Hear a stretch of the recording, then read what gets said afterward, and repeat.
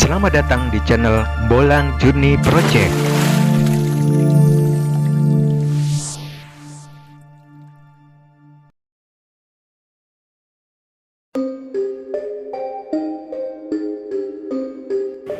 Pada video kali ini kita akan berkunjung ke sebuah situs sejarah, yaitu Candi Pari yang ada di Porong Sidoarjo.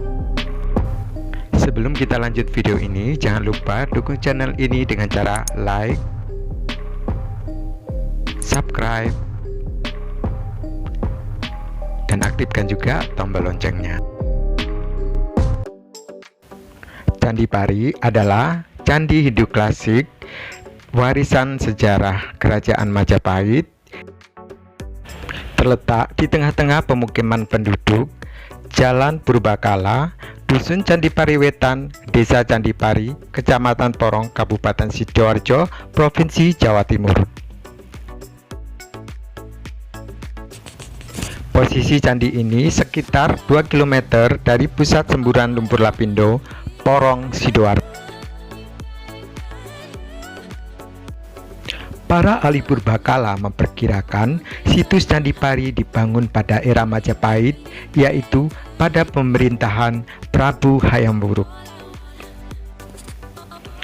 Situs Candi Pari pertama kali ditemukan pada tanggal 16 Oktober tahun 1906 oleh pemerintah kolonial Hindia Belanda.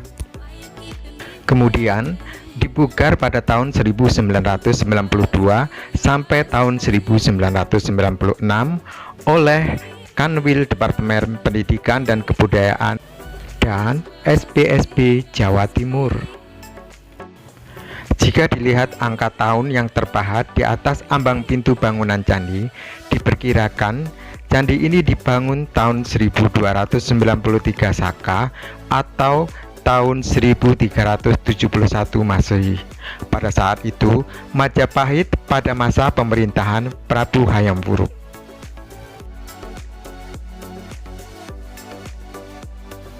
Candi Pari mempunyai ukuran tinggi 13,80 meter, panjang 13,55 meter, dan lebar 13,40 meter.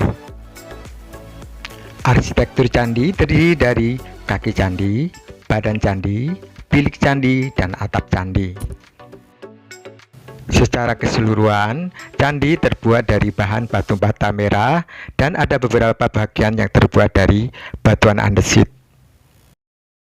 Candi Pari memiliki beberapa keunikan, di antaranya bentuk bangunan fisiknya yang tambun dan kokoh melambangkan kesuburan dan kemakmuran.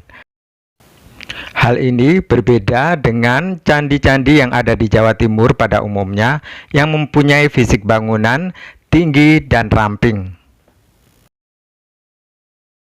Keunikan lainnya dapat kita temukan pada bagian atap candi yang mana bergaya mirip candi-candi yang ada di negara Kamboja dan Vietnam. Hal ini memungkinkan karena pada tahun 898 sampai tahun 903 Masehi, orang-orang Champa telah masuk ke Pulau Jawa, sehingga tidak menutup kemungkinan mereka membentuk koloni sendiri. Pada bagian kaki candi terbagi menjadi dua bagian. Satu berbentuk bujur sangkar, mempunyai tangga masuk ke arah pintu candi dengan arah utara ke selatan dan selatan ke utara. Hal ini tidak pernah ditemukan di arsitek candi Jawa Timur pada umumnya. Pada sisi sebelah timur terdapat tangga naik menuju ke bilik candi. Badan candi berbentuk bujur sangkar, sedangkan pintu masuk berbentuk segi empat menghadap ke arah barat. Di dalam candi terdapat ruangan berukuran 6 x 6 meter berlantai batu bata merah. Terdapat beberapa patung dan potongan-potongan batu andesit.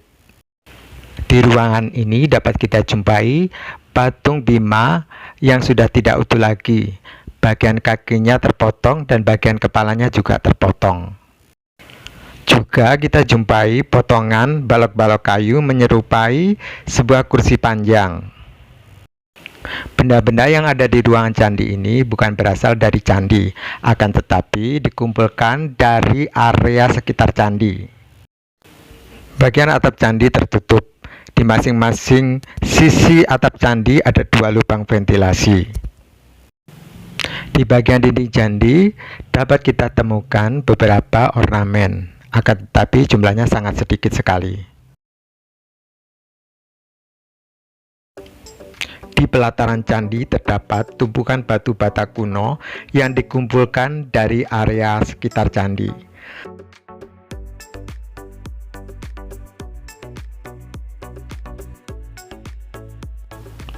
Pada halaman candi nampak bersih dan terawat, ditumbuhi rumput-rumput hijau, bunga-bunga, dan tanaman hias yang menambah keindahan halaman candi.